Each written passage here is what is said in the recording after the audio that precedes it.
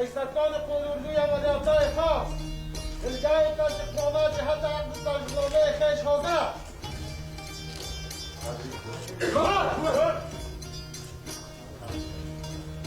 الگاه تجنامه تیار سعید احترام نبارا سلام کور آرام سعید ورور دوله جارا تقدیمانه درگاه دخبر تقدیمامو ده اخیستون لپاره چندونه شد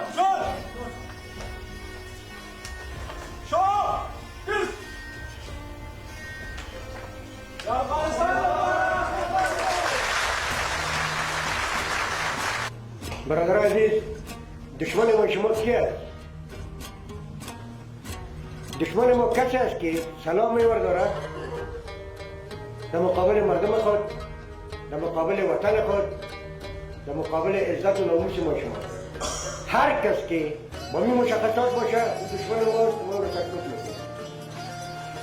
مبارزه ما به خاطر دفاع از شرف مردم، عزت مردم، دفاع از خاک ما، از ناموس ما و صمیمت ارضی ما شما. هیچ کدام هدف ما شما نداریم بجز از رضای پروردگار و دفاع از خاک خود. هر جایی که پای شما شیر مردم میرسه دشمن میدان تخلیه میکنه. و علت اساسی چی است؟ شجاعت، پایمردی و تعلیم و تربیه عالی شما. بنابراین یک لحظه در تعلیم و تربیه غفلت نکنیم.